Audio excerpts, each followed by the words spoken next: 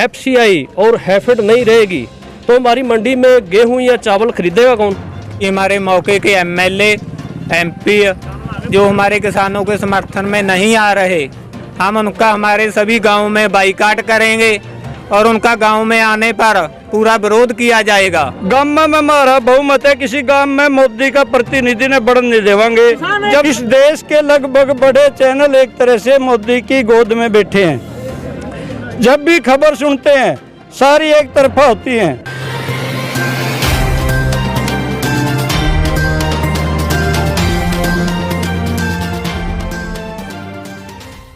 नमस्कार, मैं वीरेंद्र शर्मा, नरवाना की आवाज़ में आपका स्वागत है। आप देख रहे हो नरवाना की आवाज़। आज जो बात करेंगे किसानों के बारे में बात करेंगे, जो किसान पे पूरे भारत में धरना प्रदर्शन चला हुआ है किसान अध्यादेश के बारे में। सरकार ने 3 आदेश लागू किए थे, उसके खिलाफ किसानों ने हर जगह पे धरना चालू है। आज हम पहुँचे हैं नरवाना के गाँव गढ़ी में, तो यहाँ पे किसानों से हम बात करेंगे कि उनकी क्या क्या समस्याएं हैं। हम जिएंगे इकट्ठा, मरेंगे इकट्ठा, और किसी भी तरह से खेती पे जो भी खतरे आवेंगे, चाहे वो 3 कानून बनाए हैं सरकार ने, वापस लेने पड़ेंगे। 4था कानून लेके इनको तीनों को निरस्त करे, और यदि ऐसा नहीं करती है तो मोदी की सरकार इस घमंड में है कि उनके पास लोकसभा में बहुमत है।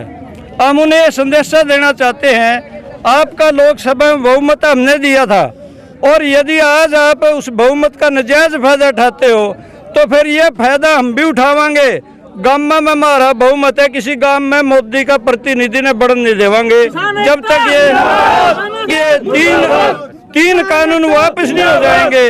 ये किसानों की लड़ाई आज शुरू हुई है, इसका अंत नहीं है। इसका अंत तब होगा जब तीनों कानून वापस हो जाएंगे। समर्थन मूल्य ही नहीं बल्कि स्वामीनाथन रिपोर्ट के अनुसार C2 फार्मूला में जोड़ के 1.5 गुना दाम फसलों के मिलेंगे। तब तक हम लड़ेंगे। इस आश्वासन के साथ आज हमें बड़ी खुशी है कि हमारे साथियों का बहुत हौसले के साथ यहाँ आए, हजारों की संख्या में आए। नाम मेरा मनजीत सिंह बब्बर पिपलथा से, किसान कांग्रेस प्रेसिडेंट हूँ मैं नरवाना से। जी। तो हम भी अपने जो किसान नेता हमारे उनका साथ देने के लिए बिना बुलाए आए हैं हम। तो ये हमारा पहला ही धरना था हमारी पंजाबी बेल्ट का, तो पहला ही धरना हमारा बिल्कुल सफल हुआ है। लगभग 1000 लोग यहाँ पे इकट्ठे हुए, जिन्होंने सुबह से लेके बिना खाना खाए हुए, तो बिना चाय पिए हुए, बिना पानी पिए हुए यहाँ बैठे हैं। अच्छे लोगों को मोदी के द्वारा बिल्कुल बेवकूफ़ बनाया जा रहा है कि हम MSP जो है लागू कर रहे हैं। तो हम ये बताना चाहेंगे, जब हमारी FCI और हैफेड नहीं रहेगी तो हमारी मंडी में गेहूँ या चावल खरीदेगा कौन? ये तो हम सियाड़े, लेकिन हमारी जब ये कंपनियां नहीं रहेंगी तो हम मंडी में लेके किसके पास जाएंगे? मंडीकरण बिल्कुल हमारा खत्म हो रहा है अध्यादेश में। तो हम ये चाहते हैं कि हमारा जो ये तीनों अध्यादेश हैं बिल्कुल निरस्त किए जाएं सरकार के द्वारा। जब तक ये हमारे अध्यादेश निरस्त नहीं किए जाएंगे, हम अपने किसान नेताओं के साथ मोढे के साथ मोढा जहाँ पे ये बुलाएंगे हम वहीं उसी टाइम हाजिर होंगे, चाहे हमें हर रोज़ यहाँ बैठना पड़े। तो आने वाले टाइम में जैसे ही इनका आदेश होगा, हम इनके साथ बिल्कुल दिन रात खड़े हैं। और आज का ये जो हमारा प्रदर्शन है, बंद है, ये जो 3 अध्यादेश केंद्र की सरकार लेके आई है, उन तीनों अध्यादेश का ये किसान, हमारा जिला का किसान भी, हरियाणा का किसान भी, और मैं कहूँगा देश का किसान पूरे तौर पर इसका विरोध कर रहा है। उसका विरोध जताने के लिए ही हम आज इस राजमार्ग पे पहुँचे हैं, और पूरे तौर पर 10 बजे से 4 बजे तक हमारा ये बंद सफल है, सफल रहेगा, ऐसी हम उम्मीद करते हैं। एक तरफ सरकार ये कहती है कि हम किसानों के साथ अन्याय नहीं होने जाएंगे, न्याय करेंगे, उसके लिए आपका क्या कहना है? हमारा कहना ये है कि ये तो झूठी बात है। चाहे वो केंद्र की सरकार हो चाहे प्रदेश की सरकार हो, रोजाना झूठे बयान देती है। ये किसान के साथ तो अन्याय है। किसान तो मांग कर रहा था कि स्वामीनाथन आयोग की रिपोर्ट लागू की जाए, उसके मुताबिक C2 के फार्मूले के हिसाब से न्यूनतम समर्थन मूल्य तय किया जाए, और करती इससे उल्टा है कि आज जिस प्रकार से एक मंडी एक देश के नाम से कानून लेके आए हैं, तो हरियाणा का किसान तो उजड़ जाएगा, पंजाब का किसान उजड़ जाएगा, यहाँ तो बिहार और उत्तर प्रदेश जैसे हालात होंगे। हम कभी ऐसा नहीं होने देंगे। इतना नुकसान लेकर आप बोल रहे हो, भी किसानों को कितना नुकसान होता है इसमें? किसान का तो जो नुकसान है, जबकि ये सरकार आई है किसान को मार रही है। गेहूँ की फसल में भी किसान को मारने का काम किया, और धान की फसल को भी इन्होंने किया था, बोना ही नहीं, बीज नहीं कर सकते आप, बीजन करोगे तो आपके ऊपर वह की जाएगी जो नहीं होती है। लेकिन किसान के ऊपर लाठी चार्ज भी करने का काम किया। जब किसान धान की फसल लगा रहा था, किसानों के कनेक्शन काटे जा रहे थे, किसानों का पानी बंद किया जा रहा था, हम तो ऐसे ला रहे हैं, इस देश में सरकार नहीं है मेरे ख्याल में, तो ना ही प्रदेश में ना ही देश में। जो किसान को मार रही है उसको सरकार कैसे कहेंगे हम, किस मुंह से सरकार कहेंगे? हमने सरकार दिखती नहीं है। लेकिन जो आज ये कानून बना काले कानून लेके आ रही है सरकार, ये वापिस लेने पड़ेंगे। निजे किसानों का खून का कतरा कतरा, बच्चा बच्चा इस सरकार से, लेकिन इस रोडों के ऊपर मर जाएंगे, हमारे शमशान यहीं बन जाएंगे। किसान पीछे हटने का नहीं है, सरकार अंधेरे में नहीं रहे, सरकार आंखें खोल लें। लेकिन किसान वैसे थोथी चुनौती नहीं दे रहा, किसान बिल्कुल भी इस बात को अंदर की भावना से कर रहा है, किसान पीछे हटने वाला नहीं है। सरकार तो सोच रही है किसान प्रदर्शन करके चले जाएंगे, किसानों को वैसे वैसे उशासन दे देंगे, बका देंगे, ठाड़ देंगे आके। लेकिन किसान किसी भी प्रकार की किसी भी कीमत पे किसान इस सरकार को बर्दाश्त करने वाला नहीं है।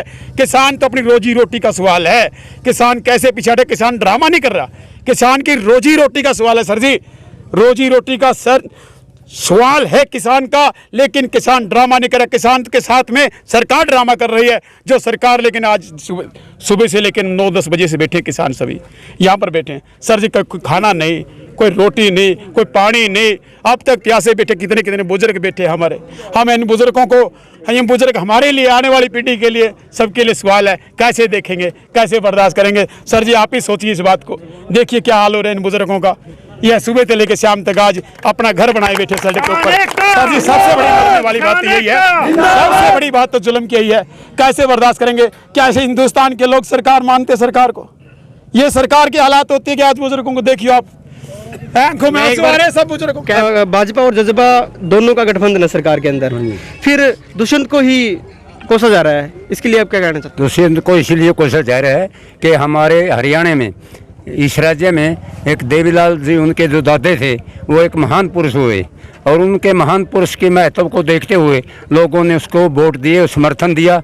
बेशक वो लड़का नई उम्र का था, फिर आशाएं बहुत थी, तो उसके इसलिए उसको कोसा जा रहा है क्योंकि वो किसान भी है और हमारा हरियाणा का भी बसंदा है। क्योंकि कैंडिडेट बहुत से बाहर से आके भी इलेक्शन लड़ देते हैं, लेकिन ये पैतृक जो राजनीति थी और लोगों को आशाएं थी कि हमारे लिए अच्छा होगा। सर हमारे साथ और भी मौजूद हैं। सर सबसे पहले नाम सर आपका? मेरा नाम जोगीराम है, गांव बिलरखा है। और जो किसानों की जो समस्याएं हैं, लगातार पंजाब बहुत अग्रणी है इसका विरोध करने में, क्योंकि वहाँ 3 दिन के लिए रेलें रुकी हुई है। और हरियाणा में भी कुछ लोग अभी जागरूक होने लगे हैं और बिल्कुल इसका विरोध किया जाएगा, क्योंकि किसानों की पहले से ही कमर टूटी हुई थी और उस पर बोझ डालने का काम ये लोग कर रहे हैं। और दिखावा किया जा रहा है कि हम किसानों की मदद करेंगे, किसानों को स्वतंत्र करेंगे। किसान अभी तक उनके हिसाब से गुलाम था, लेकिन और ज़्यादा गुलामी, क्योंकि आप जो कंपनियां पहले हिंदुस्तान में काम करती रही है, या गन्ने का जो काम था, गन्ने का काम वो हमारे से गन्ना लेते हैं, लेकिन कोई भी किसान का गन्ना का पैसा नहीं आता।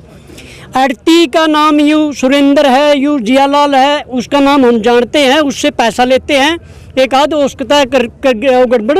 लेकिन अंबानी और अंडानी को कहाँ से ढूंढेंगे? वो इतना खतरनाक जो विधेयक लाने लग रहे हैं, किसान की बिल्कुल कमर तोड़ेगा। इसका हम डट कर विरोध कर रहे हैं। क्या कहना है?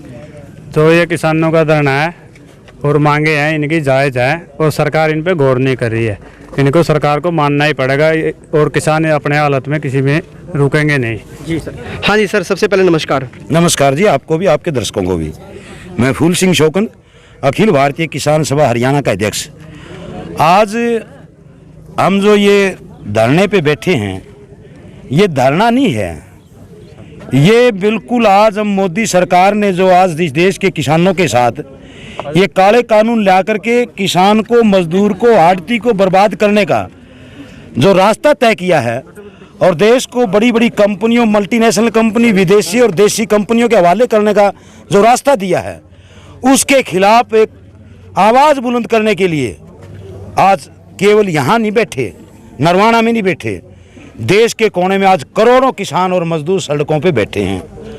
और मोदी जो कोरोना की आड़ में ये अध्यादेश लेके आया, कानून बनाया, और कानून भी कानूनी तरीके से नहीं बनाया, गुंडागर्दी से, धक्का मस्ती से। राज्यसभा में उसके वोट का अधिकार, मेजोरिटी नहीं थी, वोट नहीं गिरवाए, और फिर भी कानून बना दिया। ये तो ऐसा वक्त आ गया कि आगे ये हमारे भी वोट डलवाएगा कि ना डलवाएगा। जब एक एमपी को वोट डालने का अधिकार छीन लिया उसने, तो आगे हमारा भी अधिकार छीन सकता है। इसलिए हम साफ तौर पे कहना चाहते हैं कि मोदी जो कोरोना की आड़ में इस देश के साथ काले कानून ला करके विदेशी कंपनियों को और यहाँ के अंबानी अदानी को इस देश को सौंपना चाहता है, बेचना चाहता है, अब लोगों के समझ में आ गई। लोग सड़क पे आके लड़ेंगे, इस बात को बर्दाश्त नहीं करेंगे। हम अपने संगठन की तरफ से हमने पहले भी कहा, आज फिर कहते हैं कि आज वक्त ऐसा है कि सब किसान संगठनों को, मजदूर संगठनों को, उन तमाम लोगों को जो देश प्रेमी लोग हैं, इकट्ठे होकर के आज इस लड़ाई में शामिल होना चाहिए। ना किसी का नाम देखें, ना निशान देखें, ना झंडा देखें। अनेकों प्रकार के संगठन हैं, सब अपने राजनीतिक प्रतिबद्धता से ऊपर उठ करके अपने आप को किसान माने, मजदूर माने और भाईचारा जोड़ करके वो एक मजबूत लड़ाई लड़ने के लिए तैयार हो जाए। वरना आने वाली पीढ़ियाँ हमें माफ़ नहीं करेंगी।